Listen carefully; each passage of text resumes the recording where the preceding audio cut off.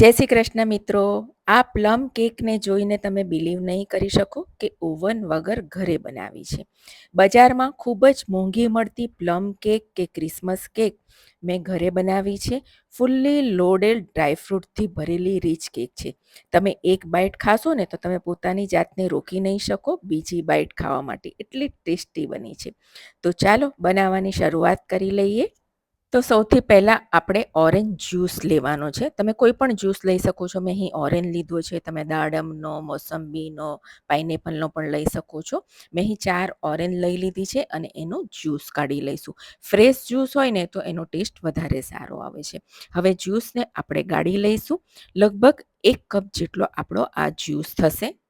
એને સાઈડમાં રાખી લઈશું. એક બાઉલ લઈ લઈએ. એમાં મેં અહીં 2 મોટી ચમચી કાળી દ્રાક્ષ લીધી છે, 2 મોટી ચમચી લાલ દ્રાક્ષ લીધી છે. સાથે આપણે 2 મોટી ચમચી મેં ચેરીને અડધા ટુકડા કરીને લઈ લીધા છે, 2 મોટી ચમચી અંજીરના ઝીણા ટુકડા લીધા છે, 2 મોટી ચમચી બદામ અને 2 મોટી ચમચી કાજુના નાના ટુકડા કરી લીધા છે.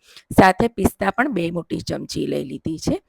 ત્યારબાદ 2 મોટી ચમચી આમ પાપડના નાના નાના ટુકડા કરીને મેં લઈ લીધા છે. અને હવે બધી જ વસ્તુ આપણે મિક્સ કરી લઈશું. તમે તૂટી ફૂટી લઈ શકો છો, કેનબેરી લઈ શકો છો, તમારી પાસે જે હોય તે તમે લઈ શકો છો.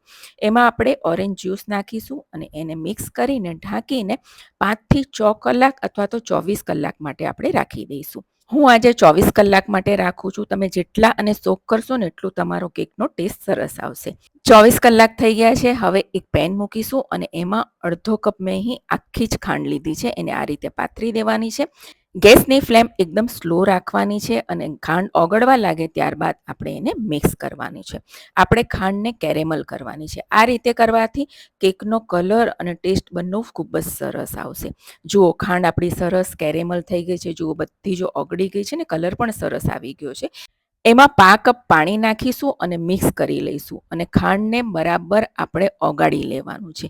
મધ જેવું ચીપચીપું આપણું મિશ્રણ થઈ જવું જોઈએ. જો તમે જોઈ શકો છો, પહેલે તમને એવું થશે કે ખાંડ નહીં ઓગળે, પણ જેમ જેમ પાણી ગરમ થતું જશે ખાંડ આપણી સરસ ઓગળી જશે. એને એક બાઉલમાં કાઢી લઈશું અને એમાં હવે આપણે 1/4 કપ મેં અહીં તેલ લીધું છે. તમે બટર પણ ઓગાળેલું નાખી શકો છો અને એને બરાબર આપણે મિક્સ કરી અને ઠંડુ થાય ત્યાં સુધી એને આપણે સાઈડમાં રાખી દઈએ. ત્યાં સુધીમાં મેં અહીં એક ઓરેન્જ લઈ લીધી છે અને એનું જેસ્ટ એટલે કે એની ઉપરની છાલ આપણે લેવાની છે. સફેદ ભાગ ન આવે એ વાતનું ધ્યાન રાખવાનું છે, નહીં તો એ કડવું થઈ જતું હોય છે. લગભગ 1 નાની ચમચી જેવું આપણને જેસ્ટ જોઈશે. જુઓ, આ રહ્યું, તમે જોઈ શકો છો. આ રીતનું હોવું જોઈએ અને એને સાઈડમાં રાખી લઈશું. એક નાનો બાઉલ લઈશું. એમાં અડધી નાની ચમચી તજનો પાવડર, અડધી નાની ચમચી લવિંગનો પાવડર અને મેં અહીં 8 થી 10 દાણા એલચીના અને થોડું જાયફળ લીધું છે, એને કૂટી લીધું છે, એ નાખીશું અને એક નાની ચમચી આપણે અહીં સૂંઠનો પાવડર લેવાનો છે. મસાલાથી ભરપૂર આ કેક બનતી હોય છે. એને મિક્સ કરીને સાઈડમાં રાખી દઈશું. હવે જે ટીનમાં આપણે બેક કરવાનું છે, ટીન લઈ લઈશું, એને તેલથી ગ્રીસ કરી લઈશું. હું જ્યારે પણ કેક બનાવું છું ને તો થોડું ટોલ એટલે કે ઊંચું ટીન લેતી હોઉં છું, એટલે કેકનું બેટર થોડુંક વધારે થઈ જાય ને તો પણ વાંધો ના આવે. એમાં આપણે બેકિંગ પેપર મૂકી દઈશું અને એને પણ આપણે સાઈડમાં રાખી દઈશું. હવે જે આપણે કઢાઈમાં કે તપેલામાં બેક કરવાના છે એને જોઈ લઈએ. મેં અહીં મીઠું નાખી દીધું છે અંદર. મેં તમને કીધું છે હું મીઠું જૂનું જ વાપરતી હોઉં છું. સાથે મેં કાંઠો મૂકી લીધો છે ને ગેસની ફ્લેમ આપણે એકદમ સ્લો કરીને તપેલાને આપણે ગરમ કરવા રાખી દઈશું. જો તમે ઓવનમાં બનાવવાના હોય તો આ સ્ટેજ પર ઓવનને પણ 170 ડિગ્રી પર તમારે પ્રીહીટ કરવા મૂકી દેવાનું છે. હવે જે આપણું ખાંડનું કેરેમલ ખાંડ અને તેલનું મિશ્રણ ઠંડુ થઈ ગયું છે, એને એક વખત મિક્સ કરી લઈશું. એના પર એક ચાળણી મૂકી લઈશું અને મેં અહીં 1 કપ મેંદો લીધો છે. તમે મેંદાની જગ્યા પર ઘઉંનો લોટ પણ લઈ શકો છો. ત્યારબાદ એમાં 3 મોટી ચમચી આપણે મિલ્ક પાવડર લઈશું. એનાથી ટેસ્ટ ખૂબ જ સરસ આવે છે અને બંને વસ્તુને આપણે ચાળી લઈશું. હંમેશા જ્યારે મેંદો કે કોઈ પણ ડ્રાય ઇન્ગ્રીડિયન્ટ હોય એને ચાળીને લેવાના. હવે લોટને અને મિલ્ક પાવડરને આપણે મિક્સ કરી લઈશું. મારો વિડીયો થોડો સ્કીપ થઈ ગયો છે. જુઓ, મેં મિક્સ કરી લીધું છે અને હવે આપણે જે પલાળેલા ડ્રાયફ્રૂટ હતા એ જ્યુસ સાથે જ આપણે નાખી દેવાના છે અને જુઓ, નાખી દીધા બાદ એને આપણે મિક્સ કરી લેવાનું છે. મિક્સ કરતી વખતે ધ્યાન રાખવાનું છે કે ઓવર મિક્સ ના થવું જોઈએ. આ રીતે એક જ સાઈડ પર આપણે મિક્સ કરવાનું છે. બધી વસ્તુ સરસ મિક્સ થઈ જાય એ વાતનું પણ ધ્યાન રાખવાનું છે. જુઓ સરસ મિક્સ થઈ ગયું છે.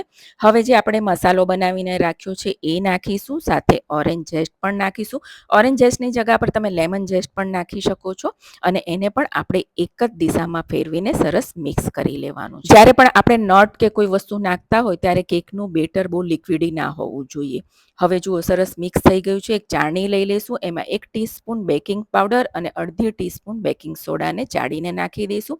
સાથે 1 ચમચી વિનેગર નાખીશું અને એને પણ આપણે સરસ મિક્સ કરી લઈશું.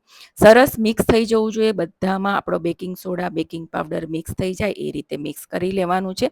જો મિત્રો સરસ મિક્સ થઈ ગયું છે. મને લાગે છે થોડું ઘાટું છે, એટલે 1 ચમચી મેં અહીં દૂધ લીધું છે. બહુ ઢીલું મિશ્રણ ના હોવું જોઈએ અને બહુ ઘાટું પણ ના હોવું જોઈએ, આ રીતનું જ હોવું જોઈએ. જુઓ સરસ મિક્સ કરી લીધું છે અને હવે આપણે એને જે ટીનમાં બેક કરવાના છે એમાં લઈ લઈશું. બધું જ મિશ્રણ આપણે ટીનમાં લઈ લઈશું અને ટીનમાં લઈ લીધા બાદ એને આપણે 2 થી 3 વખત સરસ ટેપ કરી લેવાનું છે, જેથી અંદરની એર નીકળી જાય. હવે ઉપર આપણે ગાર્નિશિંગ માટે જે પણ નટ અંદર નાખ્યા છે એ ઉપર પણ નાખીશું. મેં થોડા આખા પણ નાખ્યા છે. એને આ રીતે ચમચાથી હલકા હાથે પ્રેસ કરી દઈશું અને ત્યારબાદ પ્રી હીટ કરેલા તપેલામાં આપણે એને બેક કરવા માટે રાખી દઈશું. 50 મિનિટ માટે બેક કરીશું. તમે ઓવનમાં કરતા હોય તો 170 ડિગ્રી પર તમારે 40 મિનિટ માટે બેક કરવાનું છે. અને જુઓ મિત્રો 50 મિનિટ થઈ ગઈ છે અને હું ચેક કરી લઉં છું. ગેસની ફ્લેમ એકદમ સ્લો જ રાખવાની છે, એ વાતનું પણ ધ્યાન રાખવાનું. જો સરસ બેક થઈ ગઈ છે, ફૂલી પણ ગઈ છે. કોઈ પણ સ્ક્રુઅર કે ચપ્પુ નાખવાનું એકદમ ક્લીન નીકળે એટલે આપણી કેક પરફેક્ટ થઈ ગઈ છે. ગેસની ફ્લેમ બંધ કરી દઈશું અને કેકને આપણે ઠંડી થોડી થાય ત્યાં સુધી તપેલામાં રહેવા દઈશું અને ત્યારબાદ કાઢી લઈશું. જુઓ હજી પરફેક્ટ ઠંડી નથી થઈ, પરંતુ આપણે એને અનમોલ્ડ કરી લેવાનું, નહીં તો નીચે શું થશે, થોડી રસી લાગી જશે, એટલે કે પાણીવાળું થઈ જશે. ચપ્પુથી કાઢીને આ રીતે જુઓ એકદમ પરફેક્ટ કેક થઈ છે અને અનમોલ્ડ પણ ઇઝીલી થઈ ગઈ છે. હવે કોઈ પણ વાયર રેક પર એને આપણે કમ્પ્લીટલી ઠંડી થવા દઈશું. જુઓ મિત્રો આપણી કેક પરફેક્ટલી ઠંડી થઈ ગઈ છે અને તમને બતાવું છું. જુઓ એકદમ સરસ બેક થઈ છે અને કલર પણ જુઓ એકદમ સરસ આવ્યો છે.